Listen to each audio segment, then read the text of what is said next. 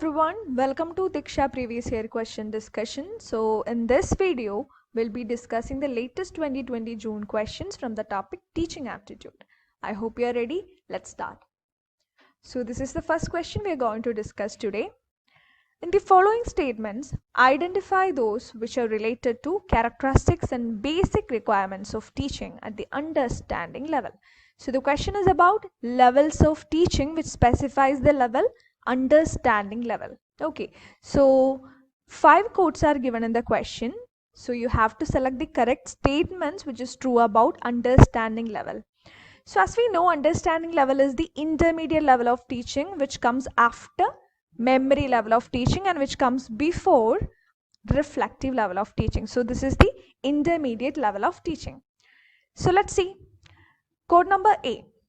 Teaching stresses recitation of facts and information.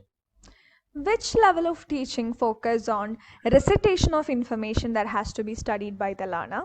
It is not understanding level. It is about memory level of teaching, because we know in memory level the main focus is about recalling and retention of the information. So in order to recall better a particular information, the teacher will be using recitation method, story method and song method to teach the student about some material, about some information. So stressing recitation in a teaching is not about understanding level. It talks about memory level of teaching. Now moving to B.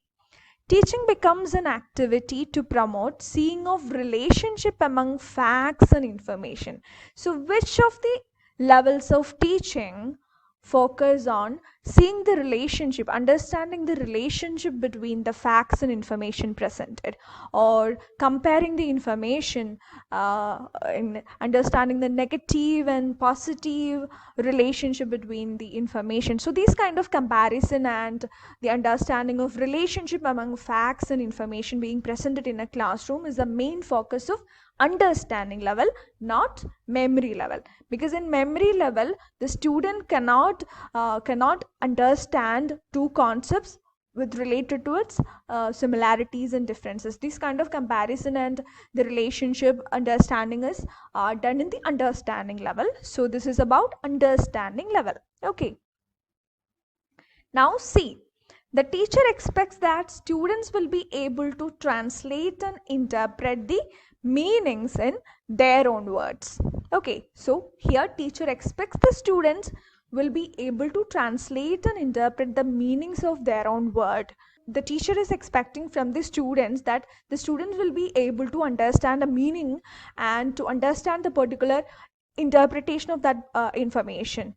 Which level focus on these kind of thing?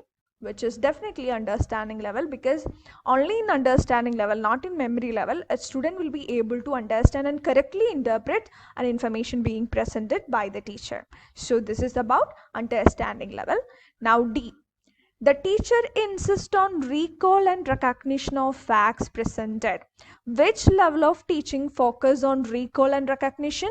We can easily understand that it is not understanding level but memory level of teaching, because how well a student can recall, memorize the data or memorize the information, that is the core focus of memory level. So whenever you can see the term recall, memorizing, retention, recognition of information, you can directly opt memory level of understanding. So here the question is not about memory level, so we can exclude that option. Now moving to the next one, the teacher gives a large number of examples to being home the main ideas. In order for the student to understand the main ideas presented, the teacher is using large number of examples to describe that concept. Using examples to understand a particular information is the focus of understanding level, because only in the understanding level a student can understand a concept with examples of those concepts.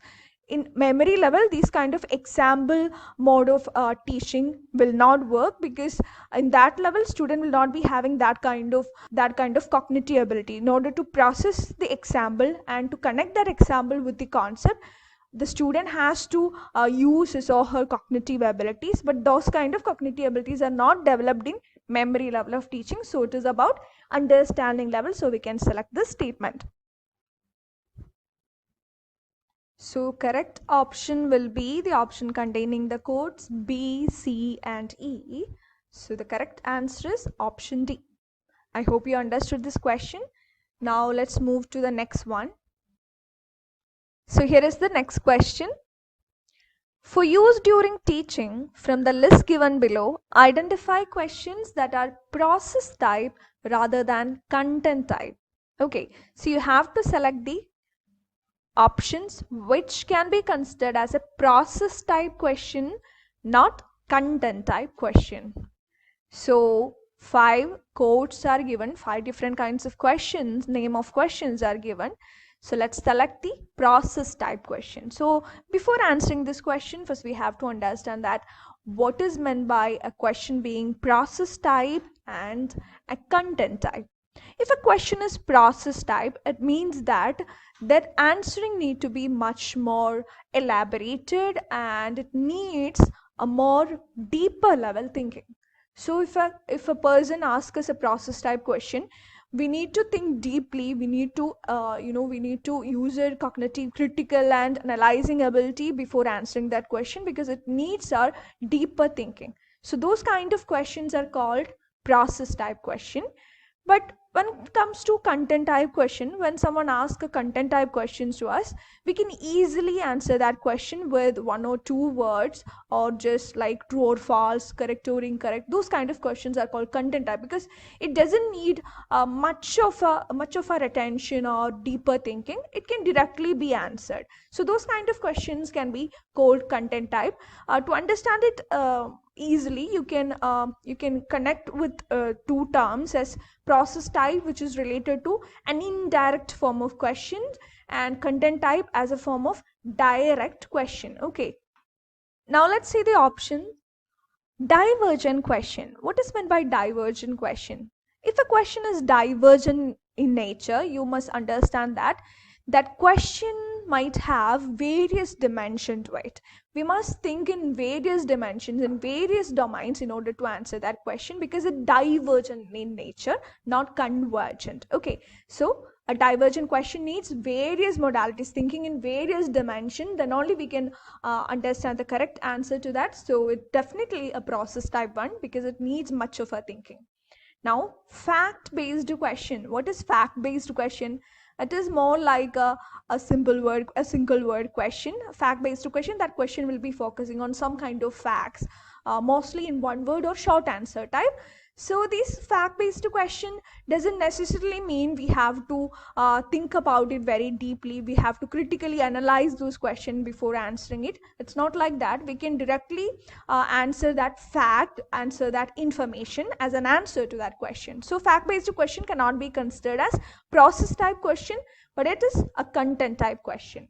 Now see, concept based question. From the term itself, we know it is a process type question, because if a question is concept based, we have to think about that concept very well before answering that. We have to go deeply and we have to elaborate on that answer, because it's focusing on the concept. It is not on a single fact, it is based on a concept. So if a question is concept based, it means that it needs our deep thinking, which makes it a process type question. Okay, now the next 2 ones are lower order questions and higher order question. So what is the difference between a question being lower order and higher order? It itself means the question is process or content type, because if a question is lower order, it is we must understand that it doesn't require any thinking from the participant or from the person who is going to answer that question. It is more of a bipolar type question, in the sense 2 poles will be there, either yes or no, correct, incorrect, true or false. So these kind of direct type questions are lower order question, which doesn't need critically analyzing or deeply thinking situation. So those kind of things are not there in lower order question. We can directly answer the question. Now it is just the opposite. A higher order question is just the opposite of lower order question, in which we have to think about it very carefully before answering this question, because it is not direct in nature, it is indirect. It needs our deep thinking and analysis and evaluative aspects before answering that question. So it is much of a concept based question, we could say. It is not a one word question, it is not a yes or no question. So these kind of questions are not there in higher order question. It needs a much more of thinking. So higher order question is an indirect question, so we can consider it as a process type question rather than content type. So I hope you understood the difference between process type and content type. I'll be repeating it once more. Process type is a question which require a deeper thinking and critical thinking from the side of the student or whoever that question is answering. So content type is question just the opposite. It's a direct form of question. It doesn't need any deeper thinking for answering. So yes, so the correct answer will be divergent question, concept based question, and higher order question, which makes the option A correct answer. Okay, I hope you understood this question. You have to study it very carefully. So these kind of questions are recently asked very frequently. So I hope you understood the question. Thank you so much.